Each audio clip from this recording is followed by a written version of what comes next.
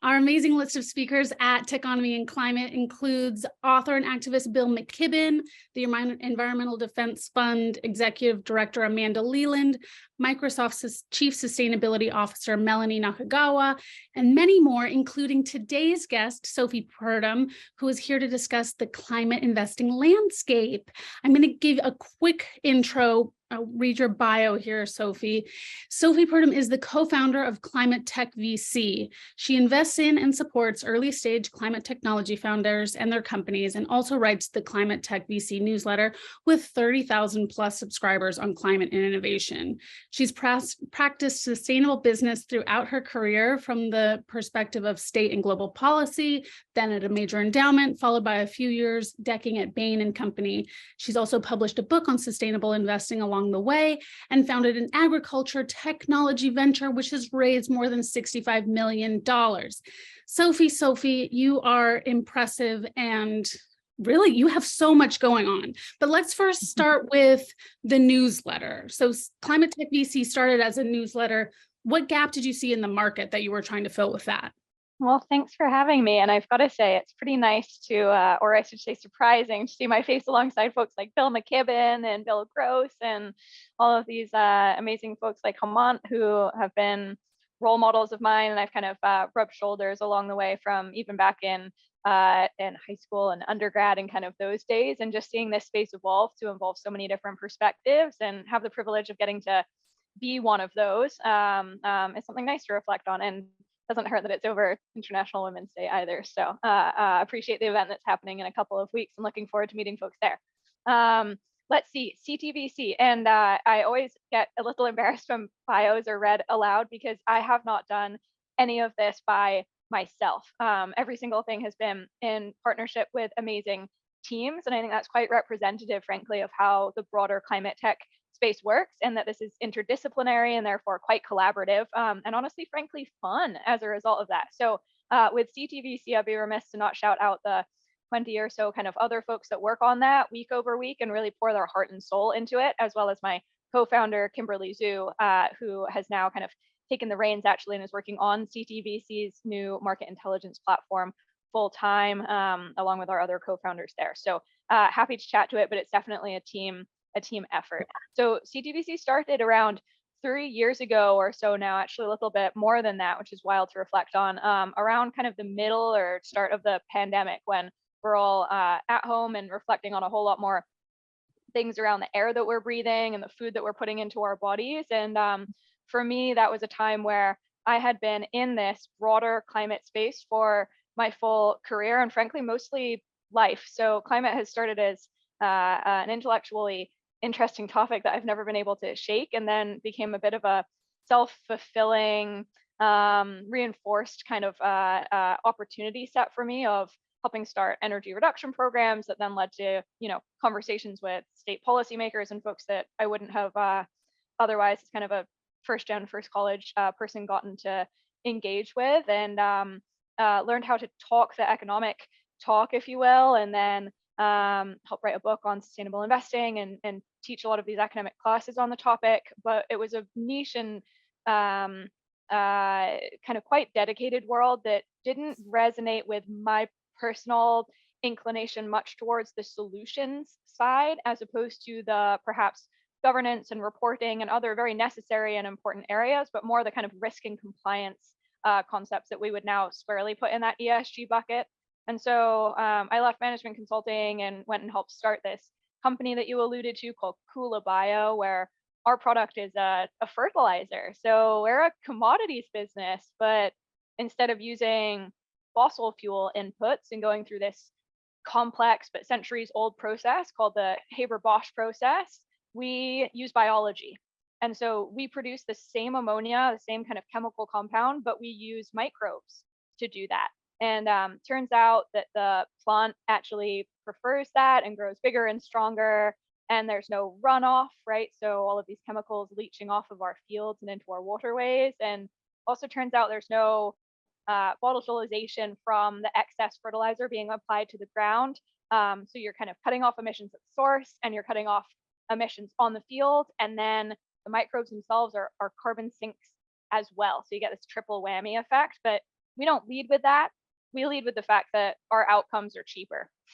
And that's what matters when you're selling into farmers and frankly into most folks. So from that, which again, led by an amazing, amazing team, they're up in Natick, Massachusetts. If you'll want to go visit the big factory over there, learned how to sell and how to communicate solutions couched in economics. And so I've been making my way over to the other side of the table, working with some other funds and finding more of whatever Hula Bio was, would now call that a climate technology business, helping deploy some capital there. And then I'm a builder. You can't kind of shake me off of that bone. So I have been writing and sharing these perspectives for years with the team at CTVC and tracking all of the deal activity. Started deploying some of that capital. Unfortunately, I don't come with a giant bag of money myself just yet. I'm working on that. And so I was working with other folks to deploy that capital and writing bigger and bigger checks. And that's now been about 20 companies or so that I'm really, really proud of and love supporting those founders. And now I'm out to do that myself. So I'm putting some institutional structure around a new investment firm. And I'm happy to share more about that in kind of the coming weeks. Yeah, I'd love to learn more about that. That was actually my question. How has that transition gone? And what are you really thinking most about now in terms of your own fund? Yeah, let's see. So, and I do want to, as I'm learning with building an investment vehicle and getting on the institutional side, we got to talk about it in terms of I'm building a firm, which you can intuit will be deploying capital, but I'm happy to talk about the firm building side of it. So, let's see. I mean, climate has evolved from a handful to 100 to now at least 3,000 venture-backed climate tech companies globally that we've been tracking over the past 3 years.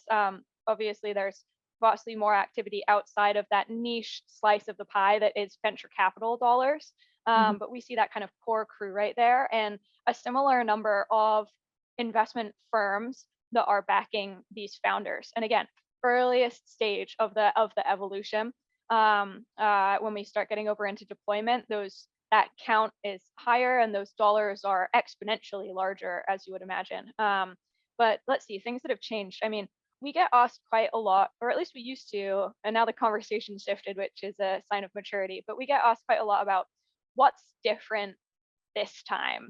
Why is this not, something that's giving me an allergic reaction like Clean Tech 1.0 with biofuels and Solyndra, and that whole narrative of money kind of got put in a pile and lit on fire. We rebut that premise a little bit. Actually, it turns out there's a lot to be thankful for from Clean Tech 1.0. Of course, matters a lot what holdings you kind of had and how long you held onto them, but the economics aren't as bad as folks kind of maybe purport them to be. However, climate tech is not clean tech, and though it kind of rhymes, it's more of a kind of a cousin building off of it, namely, things that are different. The straight up technology costs are fundamentally cheaper and fundamentally lower than they were during Clean Tech 1.0, where we're talking about bringing expensive electrons on through new technologies. In part thanks to Clean Tech 1.0, climate tech can now go do things like use the cheapest new electrons on the grid from solar or from wind to go power things like electrolyzers for hydrogen, or power the new reactor to build a sustainable fertilizer, right? So we get to layer these new technology applications onto that baseline premise of unlimited, essentially free, distributed, clean electrons. So that's one important piece. Then, policy, I see that as a lagging indicator, but it's real and it's here now. Thanks Inflation Reduction Act, thanks kind of, mimicking pieces of regulation coming in from the EU. What else is different? The corporate willingness to pay, and particularly on the procurement side, including from government purchases, that's got real dollars deployed behind it, as opposed to requesting or hoping or praying that the consumer is willing to pay a green premium like onesie twosie. These are large contracts and some of the kind of biggest pockets of capital. Another important piece, the sophistication of the climate capital stack. That's really our bread and butter here at Climate Tech BC, but it goes again beyond the venture side of the equation and across all sorts of different asset classes. There's both more capital and it's smarter and it works better together. And then the piece that gets me really jazzed and why I want to go, build a vehicle to support these folks, the caliber and again, depth of talent, of human capital talent shifting into this space is, I don't know if I can say unprecedented, right? But it's remarkable. And it's frankly really fun. So I get the immense privilege of daily speaking with folks that either want to transition to work in climate tech. I think, someone that I work really closely with has been the CTO of Meta or Facebook for a long, long period of time. And this guy's pretty uniquely capable and has kind of proven out much of what one would hope to prove out in their career, and is now thinking about where he wants to spend his second career, and that's in climate. And there's no question about that. And that's from an intellectual curiosity perspective, that's from an impact perspective, and it's also from an economic perspective. So folks like that, like Mike's a close friend, but being able to pull examples of people like that to come in and work on climate, that would have been unheard of even kind of like 18 months, 2 years ago. So you got folks on that far side of the equation, the tech kind of transition. And then you've got folks coming straight out of the lab that have been working on this for a long time, or folks that are kind of climate first that maybe are a bit closer to my generation of always knowing that would be inheriting this problem. And frankly, they didn't think they could ever work on anything else. So I get the privilege of working with those folks and figuring out business models that make sense to jump on the venture capital roller coaster. And then we partner really deeply together. Yeah, I mean, we had Mike Schrepfer you're talking about at our recent Sonoma event. Oh, that's right. Yeah. Yeah, I mean, as you're saying, there's so many people, especially in light of all of these massive tech layoffs. There's so many people who, have the skills, the talent, and the drive, because we don't really have any other options. And his whole thing is hyper scaling the transition, which, like you're saying, he's really uniquely suited to do. So it is exciting to see that kind of talent being applied to this emergency. I guess I'll also ask you, in terms of the segments you're most excited about, what should people really be paying attention to? What should people be paying more attention to? Yeah, we're data geeks here at CTVC. So we see about 300 subsectors in climate. That's overwhelming for anyone, right? But I just bring that kind of stat up to show that there's no silver bullet to climate. It takes everything and more kind of yes and approach. And so I appreciate when we shift away from language of this versus that, right? Or what's the one solution to win them all, and think about this quite holistically. And again, from that interdisciplinary perspective, but to add more kind of framing to that overwhelmingly large kind of potential solution set, we then see 7 different industry verticals. And so that's everything from food and land use to energy, transportation, industrials being a really massive category, climate intelligence being another one. So think the novel data streams from things like Earth observation and satellites.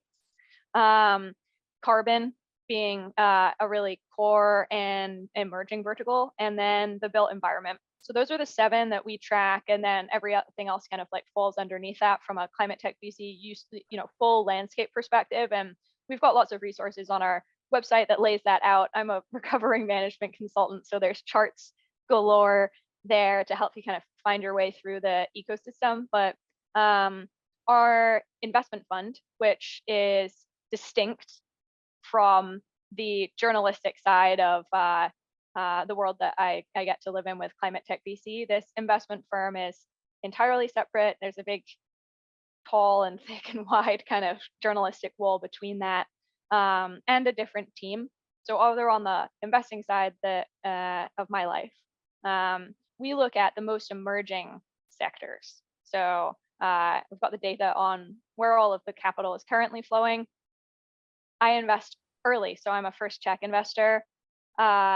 It would not behoove me to go where everybody else is going or where the puck's kind of already been, but kind of skate towards where it's going. And so that looks like a lot more emphasis on this intersectional, what does carbon have to do with the built environment? How does InsurTech kind of play into this? How can we leverage models that work, whether marketplaces or kind of fintech, and apply that to specific climate challenges, peril by peril. I think a lot about supply chain, leveraging those learnings from Kula Bio of developing a complex, deep technology product, but then going through really ancient channels in the agriculture sector. So we do exclusively B2B investment support. That's a premise of mine that maybe mine gravitates that way, but definitely things like the Inflation Reduction Act would also kind of signal that this is as much a supply kind of forward shift versus other folks would maybe approach it more from a demand perspective or consumer orientation. I like the nitty gritty industrials component. So you'll find us operating mostly in those spaces.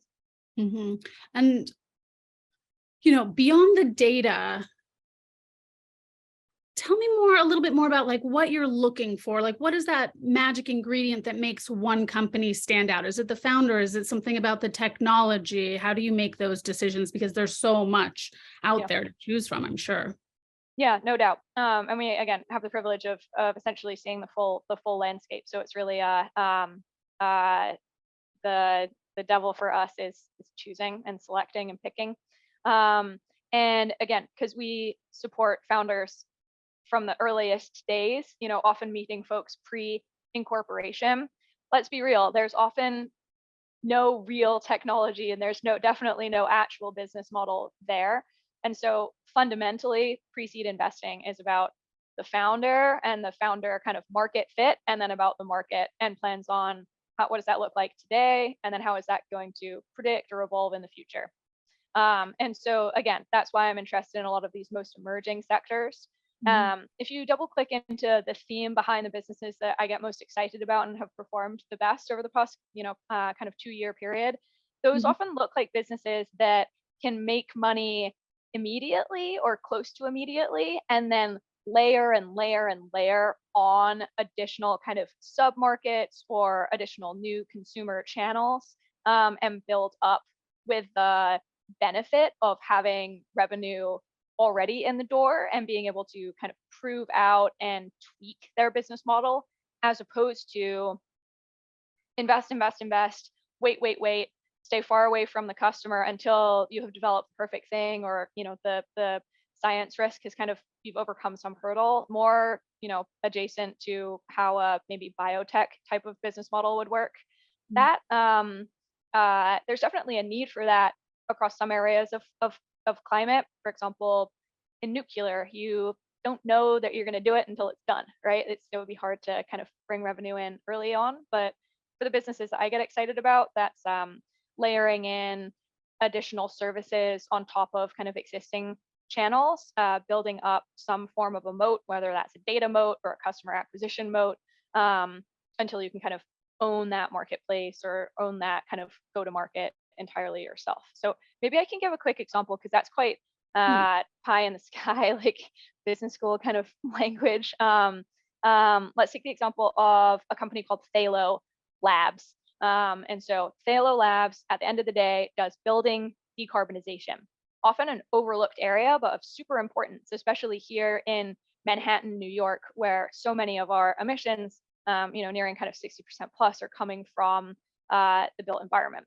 Phthalo has a sensor, and that sensor can perform in really high temperature, high pressure environments, like in boiler systems, which are in lots of the basements of these commercial buildings, where you're not going to rip and replace that infrastructure to shift over to an electric kind of boiler system anytime soon. Those economics just don't work.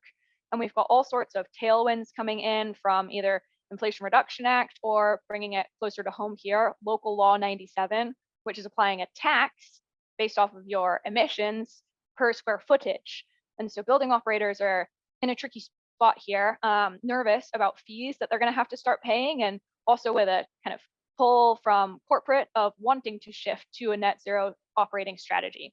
Also, these boiler systems are just really expensive to operate, especially as natural gas prices are increasing. So Phthalo comes in with its sensor. It can install it without turning off your boiler system and give you real-time information about what's actually happening inside, help you make adjustments to the pressure, or if you're turning it on or off, any of these simple adjustments to save energy costs. And these are often really, really significant.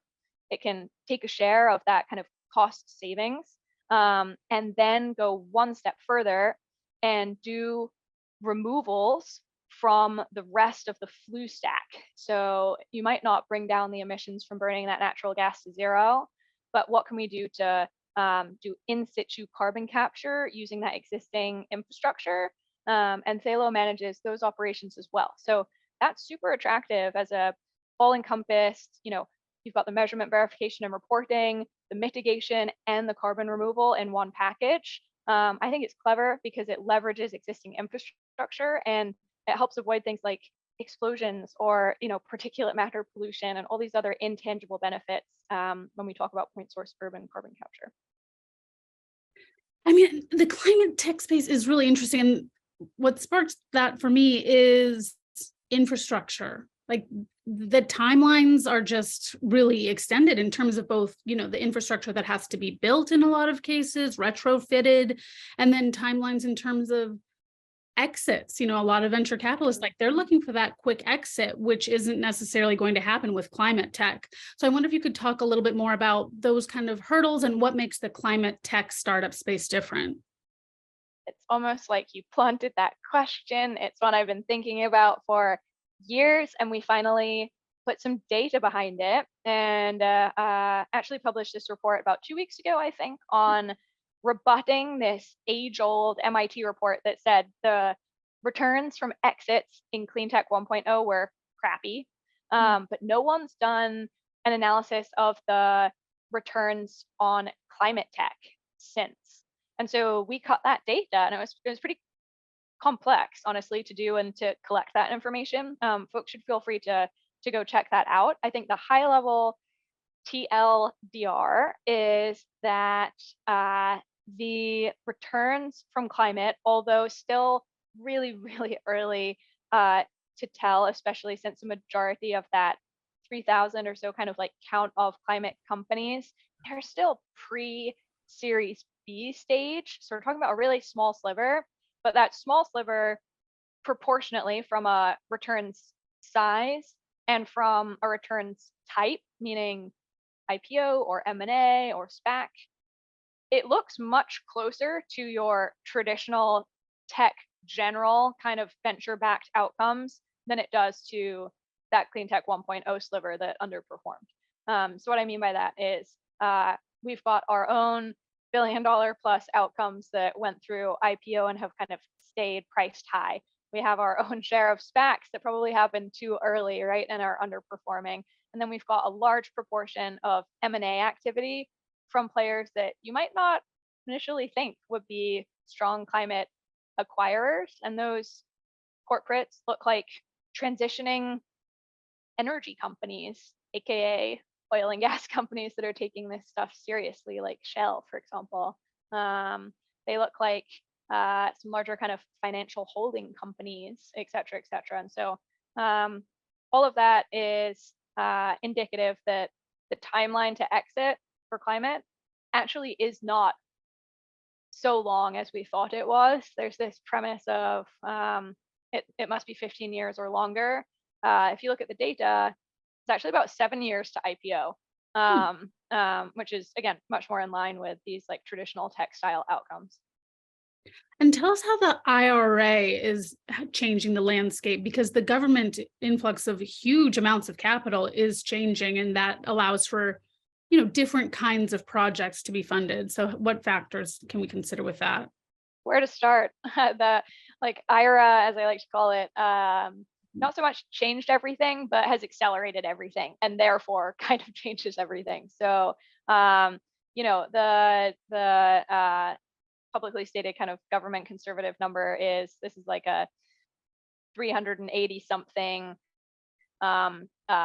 billion-dollar set of incentives. If you look at investment bankers that are modeling a lot of this out and thinking about adoption of those incentives, like adoption of tax credits, we're talking at least 2x kind of the order of magnitude of demand, and therefore kind of like utilization for these tax credit benefits.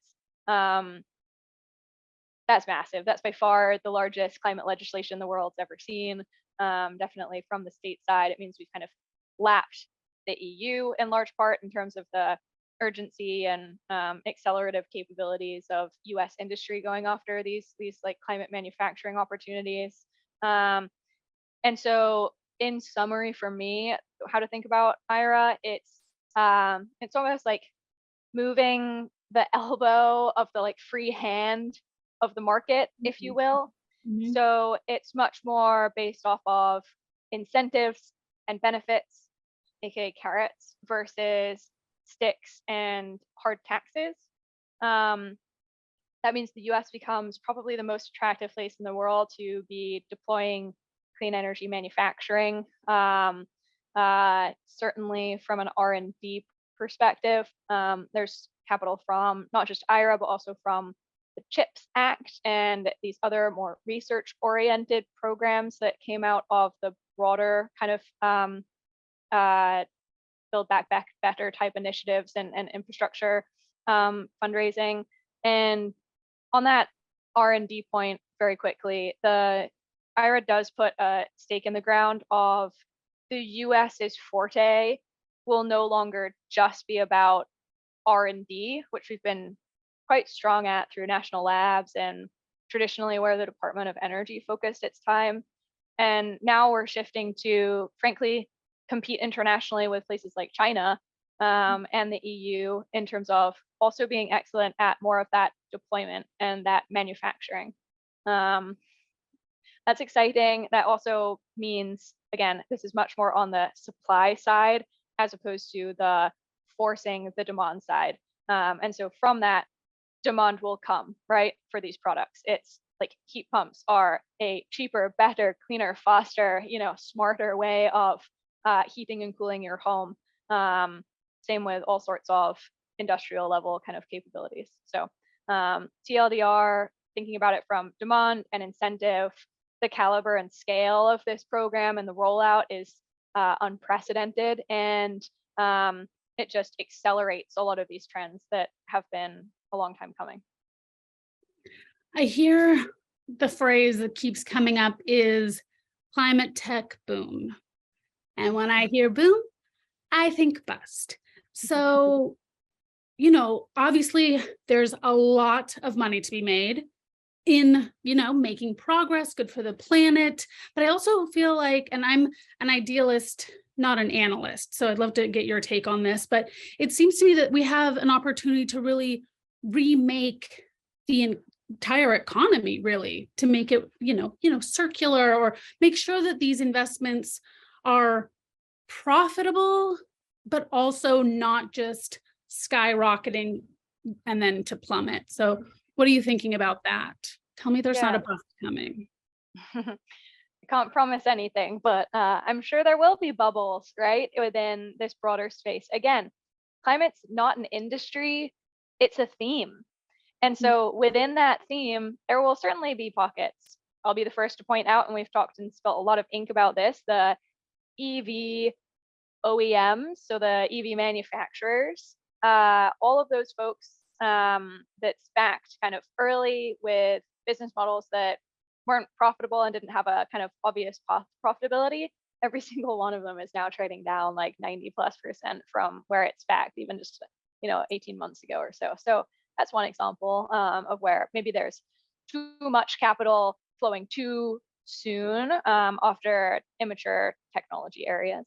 But not to anchor on the kind of like downsides of it. I go back to the what's different this time kind of core pillars. So oftentimes this is much more implementing smarter business models rather than necessarily net new technologies straight out of the lab.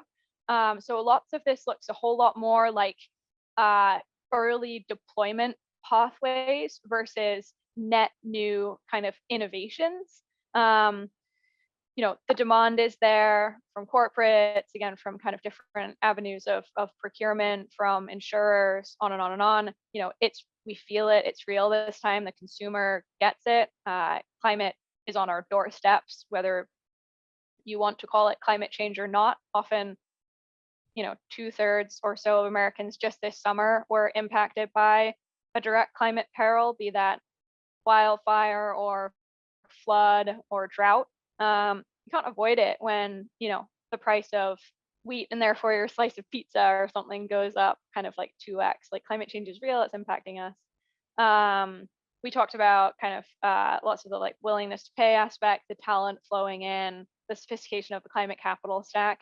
These are overlaying trends on top of climate areas, such that I don't think IRA is going away. We would have seen that get repealed during the first midterms almost immediately thereafter, and this feels very stable. I'm sure there'll be bubbly kind of pockets of it. We can use lots of data to kind of point to what those areas might be, but like you said, we're kind of fundamentally restructuring and bringing aboard better products in mostly industrial areas that need to change because climate risks make the world a weird place that needs new types of business models and solutions. So whether you call it climate or not, lots of this stuff's pretty unavoidable. Mhm.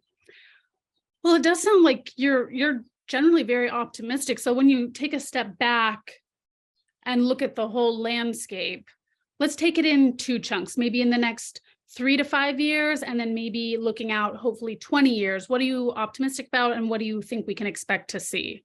And then same question about what you're not so optimistic about. Let's see.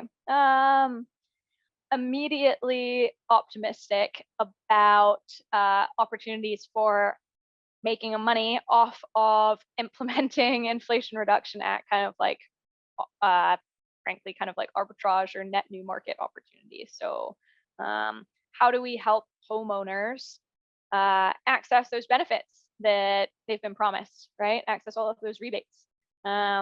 What new marketplaces need to be queued up to do things like trade tax equity credits, for example? How can we apply true AI new technology unlocks to areas of climate, like climate risk evaluation and insurance, right? All sorts of areas like that are pretty low hanging fruit.